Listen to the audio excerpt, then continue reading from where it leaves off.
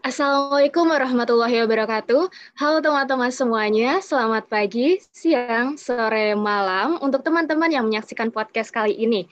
Selamat datang di Inklusif atau podcast perdana dari SEF. Nah sebelumnya teman-teman tahu nggak sih apa itu Inklusif? Nah di sini Inklusif ini podcast yang akan menyajikan diskusi nih tentang sisi lain dari kehidupan para kader di SEF. Nah selain itu kita juga akan mengetahui bagaimana kehidupan dari sisi lain kader-kader di organisasi SEF. Jadi nanti dari adanya Inklusif ini kita akan membentuk atau menciptakan branding nih dari teman-teman yang mungkin belum tahu bahwa di SEF itu tidak melulu berbicara tentang riba atau tentang bank syariah atau tentang akad-akad muamalah. Tapi kita juga ada perspektif lain yang akan tentunya membuka insight teman-teman pada kehidupan perkuliahan maupun kehidupan di yang lainnya. Oke, nah apa aja sih yang akan kita bahas di segmen podcast perdana dari SEF ini? Yang pertama kita akan bahas tentang apa itu inklusif. Kemudian kita juga akan bahas bagaimana sumber daya manusia dan cara mengatur waktu yang ada di SEF. Nah setelah itu kita juga akan mengetahui hubungan eksternal dari SEF hingga akhirnya kita akan mengetahui juga bagaimana perasaan dari teman-teman yang ada di sini selama 2 tahun kepengurusan di SEF. Oke, daripada kita berlama-lama, kita mulai dulu dari perkenalan dulu nih teman-teman. Yang pertama ada Syaiful Huda. Halo Syaiful Huda. Halo, selamat malam guys. Selamat malam. Nah, Syaiful Huda ini di SEF, dia sebagai sekretaris jenderal atau dia juga diamanahi jadi ketua biro dari aset dan administrasi. Nah, kemudian di sebelah saya nih ada juga Abdul Razak Hasani. Halo Abdul Razak Hasani. Halo, Halo, nah di sini Abdul Razak Hasani atau biasa dipanggil Abi, dia sebagai ketua bidang eksternal ya teman-teman. Nah, selain ada ketua bidang eksternal, kita juga ada ketua bidang keilmuan. Di sini ada Roja Zaharatul Fitrah. Halo Roja. Halo Asma dan teman-teman. Halo, oke. Nah, selain itu kita juga ada punggawa dari semua punggawa nih. Ada Abi Yoga Sidiwianto. Halo Abi. Halo Asna. Halo. Nah, Abi ini di sini sebagai ketua SEF yang pokoknya paling paling wow lah gitu. Masya Oke. Allah. Kita mulai dulu nih. Daripada kita bingung, sebenarnya inklusif itu apa sih? Mungkin bisa nih Chef Huda jelasin apa itu inklusif gitu. Oke, udah serasa mau presentasi ya. Oke, halo teman-teman semua, buat yang nonton video ini. Jadi inklusif ini apa ya? Sebenarnya inklusif tuh hadir dari apa kayak obrolan iseng-iseng kita gitu lah. Kita kan apa, punya ada grup gitu ya, ada grup Kabit plus Huda namanya. Nah, di situ kita kadang kalau lagi apa, lagi capek atau lagi apa tuh kayak ngobrol-ngobrol nggak jelas gitu. Nah, terus kayak suatu hari ya udah kayak kepikiran aja, kayaknya bikin podcast tuh asik gitu kan. Dan ya udah habis itu tiba-tiba nih si Abi waktu itu minta aku buat ya udah coba diseriusin deh bikin podcast kayak gitu kan. Terus ya udah habis itu aku pikir beneran kayak gimana ya podcast kita enaknya konsepnya apa identitas dari podcast kita itu apa gitu terus ya udah aku akhirnya kepikiran inklusif jadi inklusif tuh asal katanya ya mesti teman-teman udah kayak kepikiran si inklusif gitu ya. Nah, kenapa kita ambil tema inklusif itu karena em, kayak kalau apa ya aku lihat dari teman-teman dari luar SEF gitu terutama yang dari luar FEB atau dari luar UGM ya kadang masih memandang kita itu kayak sebagai organisasi kerohanian gitu loh. Jadi mereka memandang kita sebagai akhi dan ukhti yang sangat rajin beribadah. Walaupun ya rajin beribadah, cuma ya tidak serajin itu.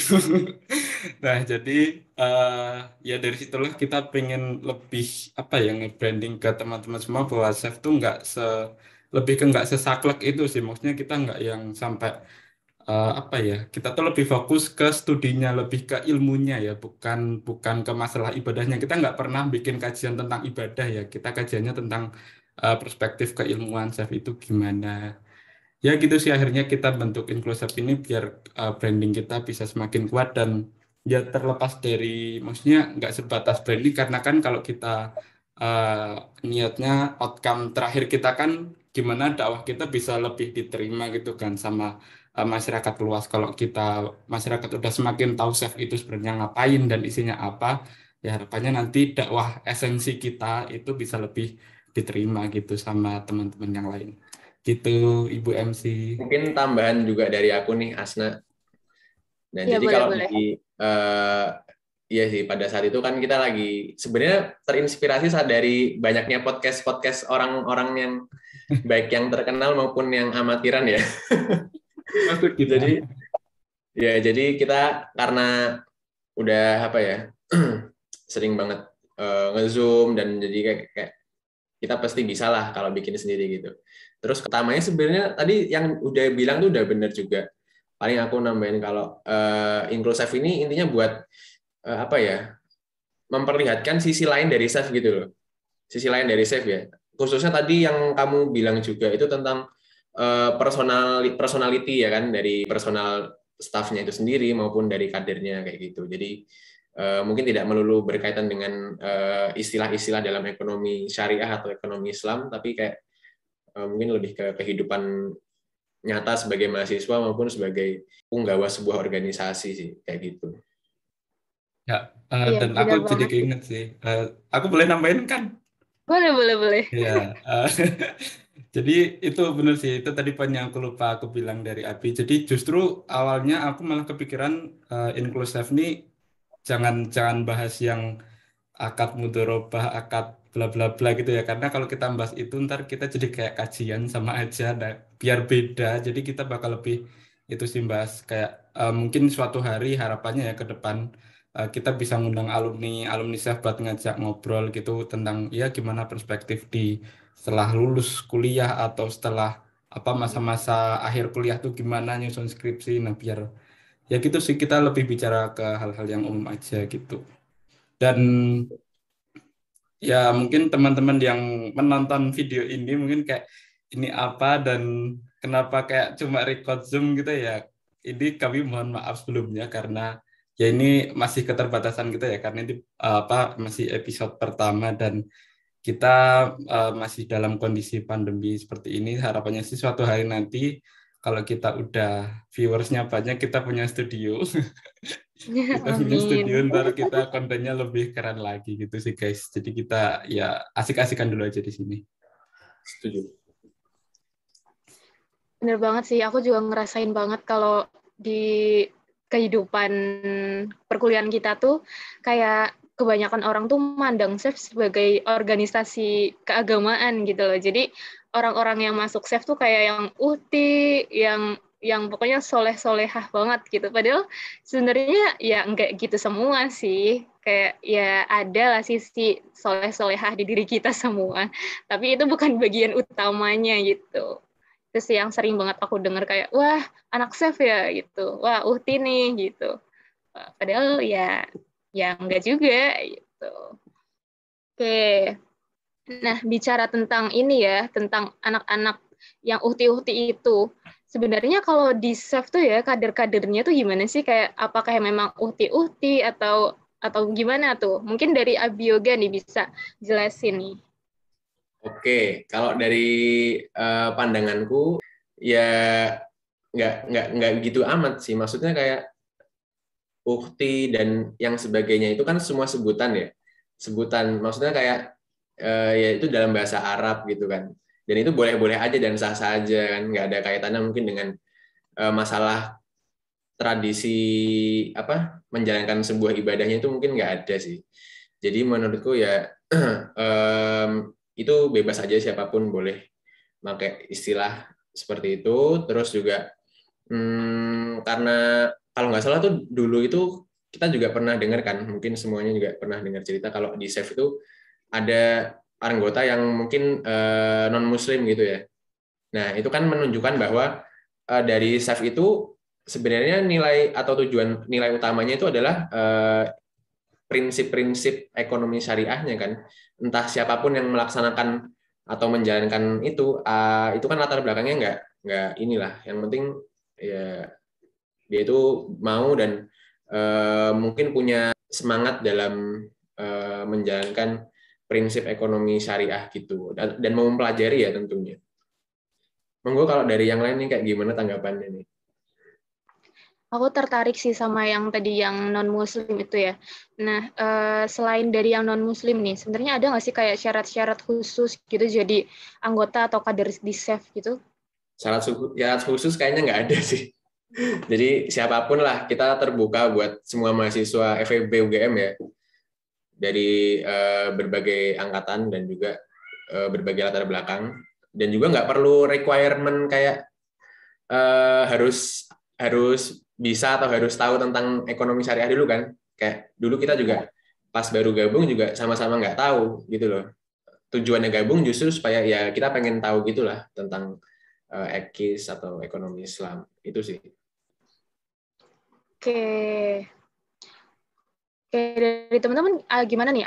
Ada insight nggak sih tentang kader-kader yang ada di SEF itu selama 2 tahun ini? Mungkin dari Roja gitu. Kalau menurutku ya, ini sebenarnya tempat di rumahku azan ya guys. Sorry, aku tuh beda pulau sama mereka. Jadi kalau ada background azan gitu, dijawab aja azannya biar berkah. Amin. Ya kalau menurutku sih nggak ada ya, benar kata Abi, nggak ada syarat-syarat tertentu gitu ya untuk harus jadi anggota SEF kayak gitu. Tapi ya yang penting bagaimana kita itu ada kayak tekad untuk belajar, itu sih yang paling penting gitu. Karena kita SEF ini kan organisasi keilmuan ya. Kita bukan organisasi kerohanian kayak gitu, tapi kita keilmuan. Yang mana kita fokus pada pengembangan keilmuannya. Jadi di sini kita berharap selain dapat pengalaman organisasinya, dapat teman-teman juga dapat ilmunya kayak gitu. Jadi kalau syarat-syaratnya nggak ada, yang penting kayak teman-teman punya tekad aja. Karena aku masuk SEF juga nggak tahu juga kayak ekonomi syariah gitu. Mentok-mentok paling jadi mata pelajaran ekonomi kalau nggak salah. Itu pun aku anak IPA sebenarnya. Jadi aku cuman kayak ambil peminatan terus dapat 1 bab ekonomi Islam, ya udah itu doang gitu. Jadi kayak sama-sama belajar kayak gitu. Ya no worries lah gitu. Misalnya aku cetek Kak pengetahuan ekonomi Islamku gitu. Ya udah kita juga gitu kok. Sama-sama belajar aja di sini. Jadi nggak harus dicemasin karena kita tuh SEF itu benar-benar inklusif teman-teman. Jadi kita menerima siapa aja yang mau belajar dan bertekad dan konsisten kayak gitu. Oke, bicara tentang ini ya, kayak keberagaman di SEF mulai dari latar belakangnya berbeda, terus cara pandangnya juga berbeda, pengetahuan awalnya kita juga berbeda. Gimana sih cara di SEF itu buat mengelola nih sumber daya manusianya biar tetap raket atau tetap bersatu satu sama lain gitu, entah itu dalam personalitinya atau dari keilmuannya gitu.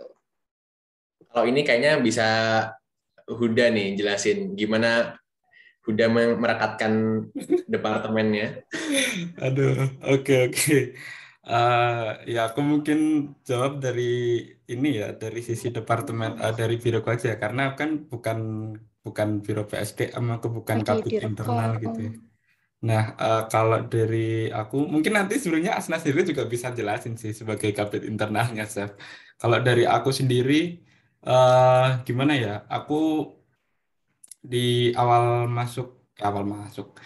apa kayak mulai mulai dapat amanah jadi kepala biro gitu ya. Eh, Emang sih sebenarnya prinsip awalku gini.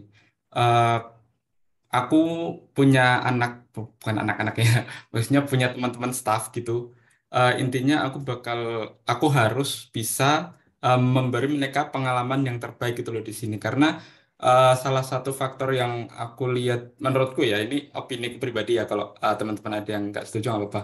Salah satu faktor yang membuat di organisasi itu kadang ada anak yang ghosting atau ada anak yang apa, karena mereka nggak di-serve sama sebuah pengalaman yang maksimal gitu loh, kayak mereka di losin aja, nggak dari awal tuh nggak diarahin, kamu nanti fokusnya ke ini, kamu nanti fokusnya ke ini gitu loh. Jadi dari awal makanya aku walaupun kayak biro administrasi ya, bukan sebuah departemen yang ada prokernya, bahkan kayak aku dari awal udah ngajak teman-teman kayak yuk kita bikin konsep kerja yang baru yuk, yang beda dari tahun lalu, karena kayak ya itu biar semuanya itu bisa kebagian gitu loh. Even buat teman-teman dari pertama yang rada susah ngekip juga kan, dari teman-teman staff yang angkatan 19 ya, karena kan nggak mungkin semuanya jadi PH gitu. Nah itu yang jadi sebuah challenge juga, dan kita upayain gimana teman-teman staff 19 itu tetap bisa punya kerjaan dalam tanda kutip ya, maksudnya bukan terus kita suruh kerja gitu ya, tetap ada aktivitas di sini biar kita ada alasan untuk tetap selalu berkumpul dan sampai saat ini gitu loh. Dan ya aku appreciate banget sih buat teman-teman semua yang ada di ANA baik, dan aku ngerasa banget itu progresnya dari awal, yang awal tuh emang susah ya kayak dan nggak jarang aku ngerasa capek gitu, kayak ini gimana sih, kayak aku kurang apa lagi gitu loh, tapi ya udah aku jalanin step by step, kayak aku dan percaya itu penting banget sih, kayak aku percaya besok suatu hari nanti ini teman-temanku bakal bisa speak up juga, aku bakal bisa praktek juga, dan alhamdulillah sampai sekarang aku ngerasain progres yang aku bisa bilang luar biasa sih, dan aku senang banget bisa sampai di titik ini gitu, di hampir selesai kepengurusan ini udah memenuhi ekspektasiku sih, kayak gitu. Kalau di biroku sendiri ya, monggo yang lain mungkin dari Asna. Iya bener sih, aku juga ngerasa kalau di bironya Syaifu Huda tuh kayak, wah pokoknya kayak satu sama lain tuh kayak udah keluarga banget gitu. Nah, tapi aku juga ngerasa nih ada yang biro juga yang enak juga, maksudnya kayak keluarganya juga mulai terbentuk gitu. Nah, salah satunya tuh ada di bidang eksternal. Mungkin dari Abi bisa jelasin. Oke, jadi kalau di eksternal itu emang aku ngerasa memang sekarang udah kayak terbentuk gitu, keluarganya sudah lebih terbentuk daripada beberapa bulan yang lalu, di mana kita baru naik ke pengurusan menjadi PH-PH gitu. Nah, dari aku sendiri sih, kunci untuk membentuk kekeluargaan di eksternal itu kayak kita tuh harus menghilangkan senioritas gitu. Udah diketahui juga kan, kita setiap biro departemen itu anggotanya terdiri dari 3 angkatan, yaitu 19, 20, sama 21. Nah, di mana angkatan yang paling tinggi, yang paling tua itu biasanya anggotanya paling sedikit. Jadi sebuah tantangan bagi kita yang anggotanya dikit ini untuk membentuk kekeluargaan di antara adik-adik kita, yang di mana mereka tuh biasanya adik-adik kita ini agak sungkan atau agak malu atau bahkan agak takut dengan kita, yang di mana organisasi dan universitas ini kan apa ya, bisa dibilang stigma dalam senioritas itu masih agak kental gitu.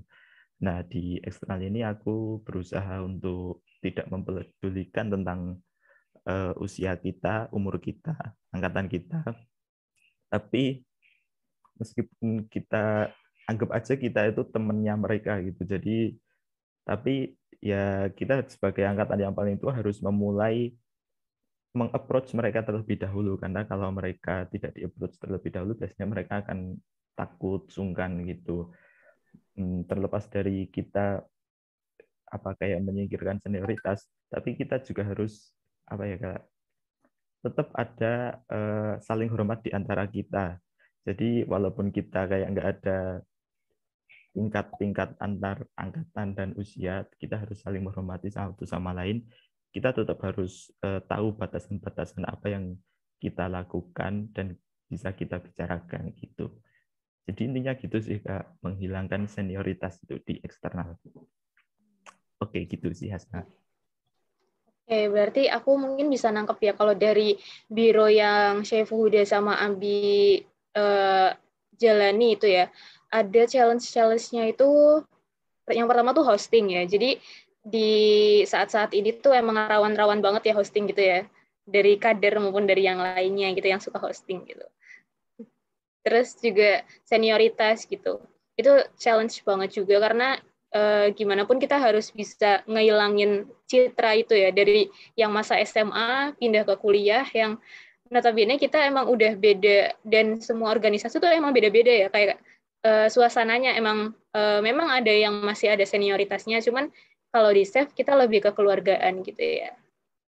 Oke, nah bicara tentang tingkatan dalam organisasi, tentunya kan kalau misal kita tahu dari kakak-kakak tingkat nih, atau dari kader-kadernya gitu, yang suka hosting apalagi, itu kan berarti ada kegiatan yang mungkin kita bertabrakan, atau mungkin yang memang nih ya sibuk atau gimana. Nah, sebenarnya gimana sih cara biar manage waktu di save gitu, biar kita tuh sama-sama bisa saling kumpul, bisa nyimbangin juga antara organisasi dengan akademik yang nantinya tuh kita nggak cuma hidup di organisasi aja, tapi kita juga mementingkan pemikiran orang lain tentang akademik gitu. Jadi kita nggak melulu, ayo kita kumpul, tapi kita malah kayak ngelupain kalau tanggung jawab kita juga ada di akademik gitu. Gimana sih cara manage-nya biar seimbang gitu? Mungkin dari Roja nih yang paling kelihatan bisa manage waktunya nih. Mungkin dari Roja boleh nih. Oke. Sebenarnya aku bukan yang paling bisa ya, soalnya aku juga nggak terlalu jago juga manage waktu. Aku masih belajar banyak juga sih dari teman-teman yang lain gitu. Tapi yang paling perlu diketahui, asumsi kita itu ya bukan asumsi sih, kok udah kayak asumsi ya, sorry udah kayak model ekonomi gitu. Asumsi long term, jangka pendek, jangka panjang, enggak. Maksudnya yang perlu kita yang stigma yang perlu kita tanamin tuh dari nggak ada yang harus di trade offin antara akademik dan kegiatan aktivitas kita di luar kayak gitu. Karena menurutku itu dua-duanya penting kayak gitu. Kalau akademik itu mengasah kemampuan kita kan dalam pengetahuan kita yang dan bersifat mungkin emang substansial kayak gitu. Ya contohnya aku ilmu ekonomi jurusanku, berarti di akademik aku bakalan meningkatin skillku di ilmu ekonomi itu sendiri kayak gitu. Sedangkan kalau di luar itu ya meningkatkan soft skillku, bagaimana aku berkomunikasi dengan orang lain ataupun gimana aku mengatur waktuku kayak gitu. Jadi menurutku nggak ada yang perlu di trade offin atau kayak yang dikorbankan karena tujuan kamu di sini tuh kuliah gitu. Itu kayak yang perlu harus ditekanin dulu gitu. Nah, jadi kalau untuk bagi waktu itu menurutku yang paling penting tuh tahu sih prioritas kamu apa gitu. Kayak misalnya aku contohin di aku sini, aku tuh mahasiswa. Berarti prioritasku ya aku akademikku kayak gitu. Nah, tapi selain itu kan aku juga punya harus menunjang kemampuan yang lain, karena akhirnya aku punya prioritas lain nih, organisasi. Nah, ya itu akhirnya aku tahu kan yang mana harus aku duluin kayak gitu. Misal ada tugas, ya aku duluin tugas kuliahku, ya abis itu baru aku kerjain tugas organisasiku. Dan itu aku harus nyadar juga, itu aku ada tanggung jawab pada kedua-duanya, dan harus aku selesain kayak gitu. Kalau untuk bagi waktu, menurutku itu penting banget sih punya kayak schedule gitu, jadi kayak tahu gitu gimana cara. Kan kita manusia itu pelupa ya, jujur aku tuh pelupa guys, jadi aku bukan kayak orang yang bakalan ingat suatu hal terus aku tidak akan pernah melupakannya, enggak. Aku kadang aja lupa gitu, aku tuh udah makan atau belum tuh kayak gitu, sesimpel itu gitu. Nah, jadi kayak menurutku penting sih untuk nyatat gitu agenda teman-teman di Google Calendar atau nanti catat langsung kayak gitu. Jadi itu perlu banget kayak kalau menurutku ya. Terus atau misalnya minta ingetin sama teman-teman yang lain, karena jujur teman-teman itu membantu banget. Ya itu sih kalau menurutku untuk manage itu paling penting stigma kita gitu. Itu Wasna. Mungkin yang lain gimana? Iya benar-benar. Mungkin dari Abi nih. Abi kan juga salah satu yang paling sibuk ya di antara kita juga. Gimana nih kalau Abi nih cara manage waktunya? Iya, kalau dari aku sih ya memang tadi benar. Aku mungkin cukup banyak ya. Kalau aku melihat dari teman-teman yang lain juga, wah diriku tuh banyak banget maksudnya kegiatannya gitu loh. Jadi kayak bisa dikatakan apa ya, seimbang banget enggak sih, tapi kayak tujuan di kuliah tuh sebenarnya kan nggak cuma belajar ya di kelas ya. Malah justru kalau aku ngerasa dulu, karena dulu pas SMA aku tuh jujur nggak banyak belajar di kelas. Maksudnya ya di kelas tapi mungkin penyerapan ilmunya tuh tidak 100% lah gitu loh. Nah, bahkan juga lebih banyak kegiatan kayak organisasi, terus kayak event kayak gitu. Nah, itu justru aku ngerasanya dengan ikut itu semua, contohnya skill komunikasi itu yang aku rasa tuh sedikit meningkat gitulah, sedikit meningkat, terus bisa komunikasi sama orang tua, segala umur. Kita bisa kayak tahu gimana cara buat menghadapi orang itu loh dari segi latar belakangnya, baik latar belakang pendidikannya dan sebagainya. Dan juga soft skill yang didapat dari kita itu berorganisasi atau ikut event itu nggak bakal didapatin lagi nanti setelah kita mungkin selesai kuliah ya atau udah lulus gitu ya. Maka dari itu kemarin nih beberapa waktu lalu aku juga banyak ditanyain nih mungkin sama adik-adik tingkat kan yang baru masuk. Padahal mereka belum ikut organisasi sama sekali, tapi untuk daftar atau satu organisasi aja itu pertimbangannya banyak banget, dan mungkin kekhawatiran tentang performa akademik sih itu yang banyak dikhawatirkan, apalagi generasi online ya kayak sekarang ya. Ya kalau kita sih mungkin generasi apa sih, separuh offline separuh online. Jadi kayak kita tahu perspektifnya atau kelebihan kekurangannya gitu sih kan dari dua kondisi. Jadi cara ngatur waktunya ya itu sih dari niat kita sendiri.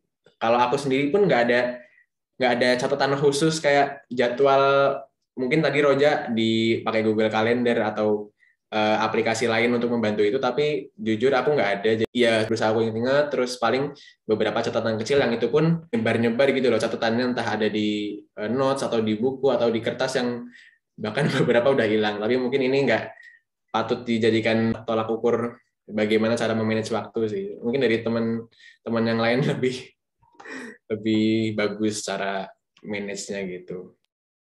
Oke, aku agak kaget sih kalau Abioga ternyata nggak pakai aplikasi yang buat pengingat waktu gitu ya, karena kita Nggak tahu pakai, ya nggak kayak pakai. Abioga tuh orangnya bener-bener yang kayak sesibuk-sibuknya sibuk gitu loh, kayak setiap hari tuh kan dia juga pernah bilang kan kayak kalau nggak ada meet tuh dia malah kayak nyari meet gitu loh, kok nggak ada meet gitu, kayak wah ini orang emang gimana ya, kayak beda gitu loh spesiesnya sama kita. Kalau kita kan nggak ada meet kayak wah seneng ya bisa istirahat bisa apa, kalau ini tuh kok nggak ada meet gitu, ini bener nggak sih gitu. Cariin gitu. Kayak iya kayak agak beda emang orang ini itu. Emang sibuk banget, tapi keren sih kayak dia bisa bagi waktu antara chef, antara pokoknya dia juga pejabat-pejabat di beberapa organisasi lah gitu dan event, kayak emang patut dicontoh sih teman-teman. Ya, Iya, kalau udah Oke. suka gitu sih apapun kayak dijalanin lah ya. Ya mungkin teman-teman juga kan misalkan seberat apapun kegiatan atau hal gitu, tapi kalau kalian suka kan pasti jalan-jalan aja kan. Gitu. yes. Iya benar. Oke. Aku ini sih pengen balik ke Roja nih. Kan mungkin teman-teman tahu chef itu tentang keilmuan gitu ya. Nah, kalau dari Roja sendiri, emang apa sih keilmuan yang ada di chef? Itu mungkin bisa dijelasin. Barangkali teman-teman masih taunya chef tentang ekonomi syariah, tapi kita nggak tahu di dalamnya itu apa gitu. Boleh dijelasin? Oke. Kalau keilmuan di chef itu, bidang keilmuannya sendiri kita ada 3 ya. Ada research-nya, ada juga yang keilmuannya dalam kajian gitu, juga sama ada yang bahkan itu ada kewirausahaannya guys. Jadi kita tuh nggak mulu-mulu ya udah ekonomi itu teori, enggak, ekonomi itu ada prakteknya, ada teorinya kayak gitu. Jadi kita juga punya kewirausahaannya gitu. Nah itu sih 3 bidang yang ada di keilmuan kayak gitu. Lalu apakah anggota chef yang nggak ada di bidang itu nggak bisa belajar keilmuannya? Oh tentu saja tidak kayak gitu kan. Makanya ada bidang keilmuan, karena kita akan menyediakan keilmuan untuk anggota chef yang lainnya, kayak gitu. Jadi kita juga punya kayak program-program yang buat anggota chef kayak gitu. Bahkan juga untuk orang umum kayak gitu. Jadi kalau teman-teman tertarik, nanti follow aja IG chef, nanti kita bakalan banyak tuh informasi-informasi acara-acara kayak gitu. Itu untuk umum juga bisa kayak gitu. Jadi itu nggak harus teman-teman anggota chef atau enggak. Nah, apalagi buat anggota chefnya kayak. Jadi kita punya gitu.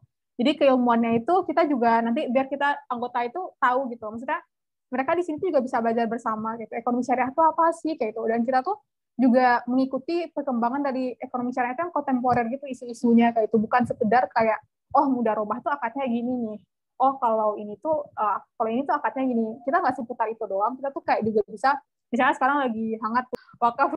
Nah misalnya kayak lagi bahas nih wakaf, cash wakaf yang sopok. Nah, itu kita juga bakal ngebahas tentang itu gitu. Apa sih yang sedang hangat-hangat dibahas itu tentang ekonomi syariah, atau bahkan kadang kita juga mengaitkan sesuatu yang lagi trending topik itu tapi dengan perspektif ekonomi syariah kayak itu. Jadi teman-teman tuh nggak bakalan cuma sekedar teorinya doang, tapi juga tahu isu-isu perkembangannya kayak gitu. Jadi tunggu apa lagi? Kalau ada kesempatan baru join chef. Oke, aku nih waktu dulu awal-awal chef itu ya agak takjub sih, soalnya di kita kan nggak ada prodi ekonomi syariah ya. Kalau akuntansi syariah sih memang ada, cuman kan itu mungkin lebih ke spesifik ya. Kalau ekonomi syariah kan itu lebih luas gitu ya, dan lebih banyak orang tahu juga tentang ekonomi syariah. Nah waktu itu aku tuh kayak lihat banyak banget gitu loh prestasi-prestasi anak-anak chef, padahal mereka nggak dapat ilmu langsung dari FEB, tapi kok bisa gitu loh berprestasi di ekonomi syariah. Itu gimana sih caranya, Roja? Pertama, ekonomi syariah itu inklusif ya untuk siapa aja kayak gitu. Jadi nggak peduli teman-teman anak SEF atau enggak, teman-teman bisa gitu belajar ekonomi syariah. Jadi kadang apalagi kita yang dari SEF ya itu, jadi kita tuh belajar sendiri, kita bisa belajar sendiri, tapi kita juga punya kakak tingkat yang bisa kita tanyain atau alumni SEF kayak gitu. Jadi mereka tuh bener-bener open banget, bahkan itu kadang di luar tentang SEF gitu. Bisa kayak aku nih di akademik, aku tuh pengen tahu tentang materi ini gitu. Misalnya aku pengen ikut lomba bisnis plan, tapi itu nggak syariah gitu. Nah, kalau aku tanya ke cutting itu mereka mau jawab gitu, bahkan mereka mau bantuin terus mau share materi kayak gitu. Jadi kita tuh juga selain kita bisa belajar sendiri dengan berbagai macam sumber yang luas, kita juga punya cutting yang bakalan ngebantu teman-teman kayak gitu. Jadi itu menurutku lumayan ngebantu sih Asna. Terus selain itu, kalau ekonomi syariah itu sendiri kan asik ya, kalau maksudnya sebenarnya itu topiknya luas dan menurutku tuh belum terlalu banyak orang yang ngebahas, ngeliat potensi. Jadi itu kayak lumayan asik untuk dieksplor. Jadi itu tuh menarik untuk digali dan akhirnya anak SEF itu juga banyak yang ikut-ikut lombanya kayak gitu.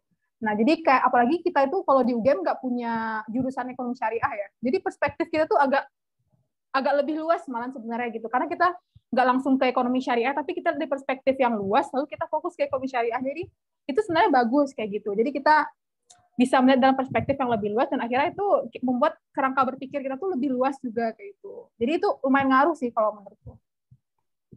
Oke, itu keren banget sih, kayak aku salut banget sih sebenarnya sama anak-anak SEF. Apalagi emang anak-anak yang tertarik sama keilmuan gitu ya.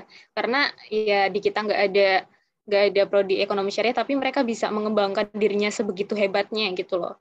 Dan aku kayak penasaran sih. Jadi kan kita nggak ada prodi ekonomi syariah. Nah, terus gimana sih cara kita buat tahu entah itu lomba-lomba atau kayak info-info lah tentang ekonomi syariah dari pihak luar tuh gimana sih gitu. Mungkin dari Abi Abdul Razak Hasani mungkin bisa jelasin gimana hubungan dari SEF ke pihak luar gitu. Jadi kita bisa tahu nih cara-cara nanti lombanya gimana atau sharing-sharing juga tentang ekonomi syariah gitu. Kalau untuk hubungan eksternal atau hubungan SEF dengan pihak luar itu sebenarnya kita bisa dibilang cukup luas ya. Karena kan kita saat ini tergabung di dua kayak forum yang lebih besar dari kita, yaitu SCCF sama FOSEI. Karena SEF ikut SCCF dan FOSEI, kita jadi memiliki koneksi yang lebih luas. Dan yang perlu diketahui, SCCF ini adalah atau kepanjangannya Study Club Communication Forum. Ini anggotanya adalah seluruh kelompok studi dari UGM, dari semua fakultas yang ada di UGM. Karena SEF ini juga adalah organisasi yang berbentuk kelompok studi, jadi kita juga ikut ke forumnya mereka. Dan juga satu lagi kita ikut yang namanya FOSEI atau Forum Silaturahmi Studi Ekonomi Islam. Jadi untuk lebih spesifiknya, SEF ini termasuk sebagai organisasi yang berbentuk kelompok studi ekonomi Islam, di mana FOSEI ini terbagi menjadi ada dua tingkatan gitu, FOSEI regional sama FOSEI nasional. Nah, kita kebanyakan dapat info-info lomba atau info yang lain itu dari situ, di mana kita koneksinya terbilang luas. Yang ada yang sampai ke seluruh Indonesia, ada juga yang cuma se-UGM aja. Nah, kurang lebih gitu, Asna. Jadi kita koneksinya luas dan info lomba, info-info lain itu biasanya berasal dari situ. Gitu. Oke, yang aku tangkap nih, jadi kan SEF punya banyak banget ya keterkaitan dengan pihak-pihak lain kayak SCCF, FOSEI gitu, dan sama kelompok studi lain atau bahkan dengan organisasi lain gitu. Sebenarnya ada nggak sih kayak peran dari SEF sendiri, entah itu ke organisasi lain atau ke kehidupan realnya gitu di lingkungan eksternalnya gitu? Kalau untuk SEF sendiri terlebih ke masyarakat ya. Jadi kurang lebih 2 tahun yang lalu itu SEF UGM pernah mengadakan suatu acara atau proker yang namanya Desa Binaan, di mana kita nanti akan datang ke desa gitu. Ya mungkin kayak KKN gitu, di mana kita di desa itu nanti akan mengajarkan nilai-nilai ekonomi Islam. Nah, itu proker itu tuh dilaksanakan pada 2 tahun lalu, di mana kita masih belum ada yang namanya pandemi corona. Nah, karena kita terhambat oleh corona ini, progres kita jadi lebih lambat untuk terjun langsung ke masyarakat. Selain itu, kita juga mengevaluasi tentang desa binaan ini, di mana di desa itu kan biasanya yang lebih aktif dan lebih megang desanya itu kan yang orang-orang yang lebih tua ya. Nah, kita berasumsi bahwa untuk menanamkan nilai ekonomi Islam itu agak sulit gitu kalau langsung ke orang-orang tuanya, di mana pola pikir mereka sudah terbentuk dan udah saklek gitu. Jadi agak susah untuk menanamkan nilai-nilai ekonomi Islam yang terbilang sangat baru di mata mereka. Jadi agak sulit untuk mengubah pola pikir mereka dan menanamkan nilai-nilai ekonomi Islam. Lalu di tahun berikutnya kita berganti strategi untuk lebih menjurus ke kaum-kaum yang lebih muda, di mana kita rencananya itu mengadakan yang namanya komunitas binaan. Nah, diharapkan dari komunitas-komunitas ini yang notabene itu anggota-anggotanya lebih muda, itu diharapkan kita dapat lebih mudah untuk menanamkan nilai-nilai ekonomi Islam ke mereka gitu. Jadi kurang lebih gitu sih kalau realnya ke masyarakat dari SAFE gitu. Oke, jujur aku baru tahu yang tentang komunitas binaan itu sih, kayak ternyata keren juga ya kalau nanti kita bentuk kayak komunitas binaan gitu. Nah, tadi kan aku dengarnya ada desa binaan. Aku jadi ingat gitu loh, kayak desa binaan tuh udah tepat kayak 2 tahun yang lalu kita ada di SAFE gitu. Waktu itu aku juga sempat ikut yang desa binaan itu kan, kayak dan rasanya kita tuh udah ngelewatin 2 fase gitu, fase offline sama fase online yang sebenarnya dua-duanya tuh menciptakan memori yang beda-beda gitu ya. Mungkin aku pengen tanya nih dari teman-teman semua, gimana sih rasanya selama 2 tahun ada di SAFE gitu, jadi staff sampai sekarang jadi ada di dalam podcast ini gitu. Mungkin dari Abi dulu nih, Abi Yoga. Iya, jadi kalau aku tuh selama 2 tahun ya, pertama dulu jadi staff itu masih ini ya, masih pendatang baru banget, jadi kayak belajar lebih banyak gitu, khususnya di keilmuan ya. Terus di tahun kedua kita juga dilalahnya kok harus kuliah secara online, kita pulang ke rumah masing-masing gitu ya. Nah, ini udah mulai suatu dinamika baru dari kegiatan organisasi, nggak cuma di SAFE tapi di semuanya sih. Rata-rata agak berubah gitulah. Ya banyak suka duka, cuman kalau kita ngingetin dukanya terus kayaknya nggak maju-maju nanti ya. Malah kita nggak positive thinking, jadi mari kita tinggalkan dukanya, mending kita cari yang suka-sukanya aja lah dari dinamika peronlinean ini. Nah, terus di SAFE juga yang pas tahun kedua, mungkin tahun lalu itu, ya karena sebenarnya aku tuh tidak mencalonkan diri sebagai ketua, tapi kok dilalahnya lagi itu dari teman-teman kayak hasil bottom up, terus ada namaku keluar, dan itu sangat kaget juga sih, bener sempat kaget banget lah. Kok aku, padahal secara ini juga masih banyak banget kan teman-teman yang angkatan kita yang juga punya mungkin bisa dibilang kemampuannya juga sama gitulah sama kita. Jadi kenapa saya? Nah, itu yang paling wah banget sih itu ya, karena diamanai sebagai ketua SAFE itu yang tidak pernah terpikir sebelumnya sih. Monggo dah kalau dari yang lain tuh seperti apa pengalamannya? Oke nih, kalau dari yang lain gimana nih pengalaman selama 2 tahun nih? Mungkin dari Huda, atau dari Abi, atau dari Roja mungkin? Pengalaman 2 tahun di SAFE ya, menarik sih menurutku. Karena, gimana ya, maksudnya kayak awal di SAFE itu kan kita offline ya, dan itu kayak asik banget gitu loh guys, kayak apalagi departemenku dulu itu ya, itu tuh kayak asik banget gitu dulu, kayak kita tuh sampai ada nginep gitu, kayak di Solo gitu, di rumah satu teman kayak gitu, karena kita mau perpisahan, mau ganti dari yang 17 ke 18 kayak gitu. Itu sebelum pandemi ya, itu kayak Desember kayak gitu kalau nggak salah. Dan itu asik banget gitu, dan ada juga kayak kadang kita bisa cerita ngumpul-ngumpul, ya keilmuannya dapet, tapi kadang kita juga cerita, tanya-tanya tentang lomba atau bahkan tentang kehidupan kuliah gitu, cutting-cutting itu secara langsung kayak gitu. Terus tiba-tiba ya ada pandemi COVID-19 gitu ya. Awal-awalnya kita nyangkanya itu tuh kayak cuman libur 2 minggu, gitu. Oh my god, ya sekarang 2 tahun bukan 2 minggu ya gitu ya. Almost 2 tahun gitu ya. Jadi ya little bit ya shock sih, nggak nyangka gitu, kena prank gitu ya. Ya akhirnya harus terpaksa harus terbiasa ya dengan kondisi online kayak gini.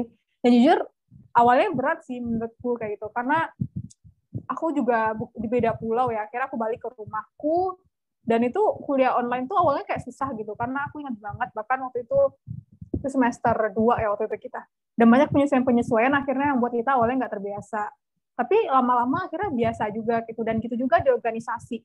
Awalnya di organisasi itu kayak, ya kebayang nggak sih awalnya dari online, ya offline terus jadi online kayak krik-krik gitu nggak sih? Kayak kita bisa ngumpul nih, ya udah ntar ngomong bareng-bareng kayak gitu. Terus tiba-tiba harus buat link meet dulu, terus share dulu, terus kayak guys jangan lupa ya nanti jam segini gini, itu kayak ya aneh banget awalnya, tapi lama-lama kebiasa dan akhirnya asik aja gitu loh, walaupun memang menurutku menantang sih online ini karena kemungkinan di ghostingnya lebih tinggi, sumpah.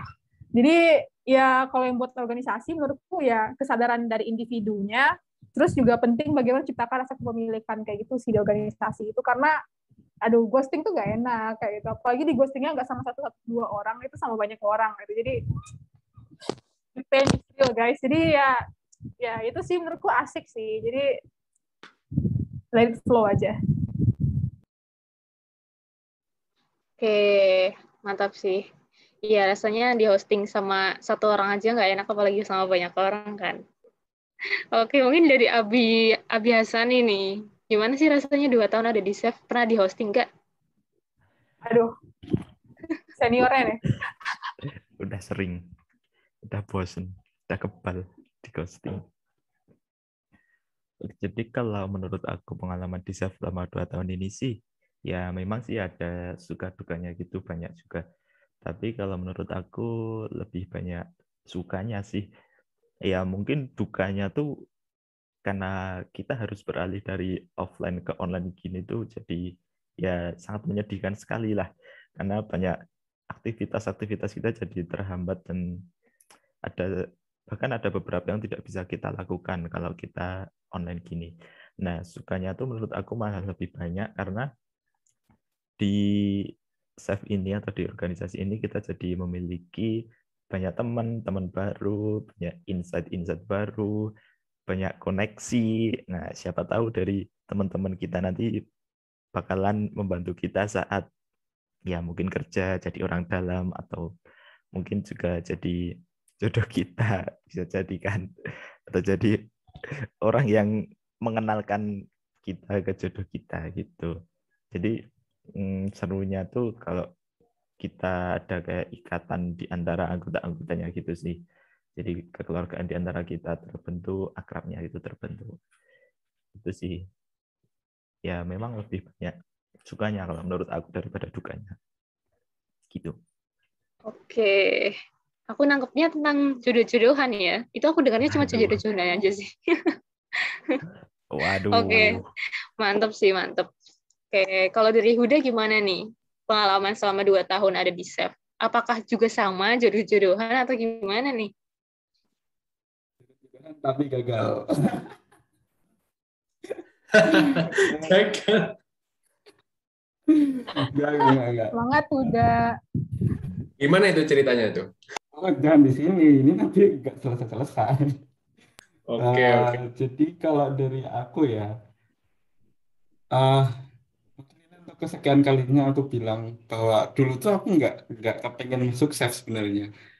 Dulu aku masuk karena salah satu teman kita ya, salah satu sahabat Sohib Al Billy Tunggu Putra Hartanda. Kalau suatu hari nanti nonton ini ya, dia adalah yang dia yang benar-benar apa namanya kayak minta aku nemenin dia join Chef, dan ya seneng banget sih, akhirnya benar-benar nggak nyangka sih aku bisa dalam posisi yang di sini gitu, kayak ini sebuah posisi yang memberikan aku banyak pelajaran juga sih, karena kan aku harus kayak berdiri dengan dua kaki di dua sisi yang berbeda gitu loh. Satu sisi aku harus terjun langsung untuk mengendalikan biro ANA, dan satu sisi aku harus nge-support teman-teman juga, harus sering ngewakilin Abioga juga buat di forum-forum eksternal gitu. Nah, ya challenge banget sih. Kadang aku juga di beberapa momen aku jadi bingung gitu. Ini aku harus memposisikan dirinya di mana gitu. Takutnya kalau aku terlalu condong ke salah satu sisi dilihat sama teman-teman di sisi lain nggak enak juga kan. Terus apa lagi ya? Ya kalau bicara suka duka sih, ya semua pasti ada suka dukanya sih. Tapi bersyukur banget sih dulu apa ya bisa diterima di sini, yang awalnya nggak kepengen sampai diterima, sampai akhirnya bisa belajar banyak. Dan apa ya, kayak Chef ini benar-benar satu-satunya tempat ya buat aku ya, satu-satunya tempat yang bisa membuat aku mau buat bertahan dari awal, benar dari awal. Kan Chef yang pertama kali dunia non akademiku ya dulu, dan sampai sekarang itu satu-satunya. Dan karena kan aku juga cukup banyak kan di organisasi atau event lain, dan cuma Chef yang benar-benar bisa bikin aku mau untuk bertahan dari awal sampai akhir gitu loh, yang dengan segala challenge yang ada, suka duka, harus membangun sebuah tim yang ya keren banget sih pokoknya Chef tuh. Pokoknya ya gitulah, dan sedih nanti aku. Mungkin aku nambahin terakhir nih. Jadi kalau Ya, di aku yang ngerasa selama ini, kita juga generasi awal ya, maksudnya masuk saya kan semester 1. Jadi rasa kekeluargaannya tuh dapat banget. Jadi bahkan kita semua bisa bertahan di sini, bisa mau nyemplung ngurusin suka duka ya kan, dengan segala kerumitan yang ada itu. Ya kalau kita nggak ada niat dan motivasi kekeluargaan, itu nggak bakal bisa sih menurut aku pribadi ya. Jadi kita tuh bertahan karena itu. Dan juga perlu diingat yang utama tuh, Chef tuh mengedepankan nilai-nilai kekeluargaan gitu ya. Ukhuwah itu yang jauh lebih penting daripada sekedar menjalankan sebuah proker ataupun lainnya gitulah. Itu sih kalau dari aku. Ya, bener banget. Aku juga nangkep banget kalau di Chef tuh uahnya tuh kayak jalan banget gitu loh. Aku juga ngerasa kayak 2 tahun ini tuh aku benar-benar dapat keluarga di Chef gitu loh.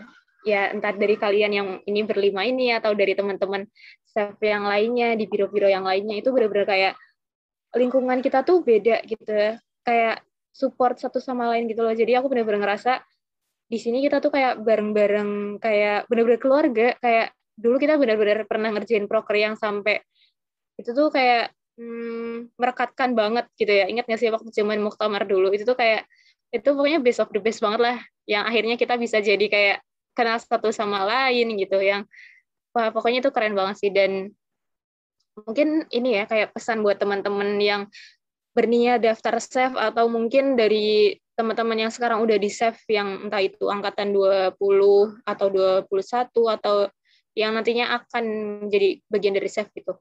Menurut aku kalian jangan sia-siain waktu kalian di Chef, karena menurut aku Chef tuh tempat yang benar-benar bagus banget buat berkembang, apalagi kalian dikelilingi oleh orang-orang pintar, orang-orang baik, orang-orang yang suportif banget, yang kalian bakal didukung gitu loh. Apapun yang nanti kalian bakal lakuin, asalpun nanti baik, kalian pasti didukung, dan kalian pasti punya teman yang nantinya bakal berguna juga buat kehidupan kalian di FEB gitu. Jadi menurut aku jujur ya, ini kayak Chef tuh bener-bener yang keren banget sih. Entah itu di luarnya maupun di dalamnya tuh menurut aku keren.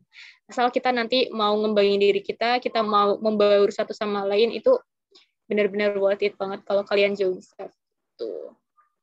Oke, mungkin karena kita udah cukup juga ya waktunya buat podcast perdana kali ini. Mungkin kita cukupkan dari podcast perdana kita tentang inklusif. Dan teman-teman jangan risau, jangan sedih, karena nantinya kita juga akan bikin podcast-podcast selanjutnya yang tidak kalah menarik, karena akan menghadirkan bintang tamu atau guest star ya, yang tentunya teman-teman pengen nih, ada tertarik banget pokoknya sama nanti podcast dari inklusif ini. Oke. Sekian dari kita semua. Stay happy, stay safe, stay healthy. Jaga diri baik-baik di sana. Jangan lupa buat nonton episode kita ke depannya. Nyalain buat subscribe di channel YouTube kita. Jangan lupa like and share juga. Okay, see you. Wassalamualaikum warahmatullahi wabarakatuh. Dah. Salam, bye. Thank you for watching this video. Don't forget to like, comment, and subscribe. See you in the next video.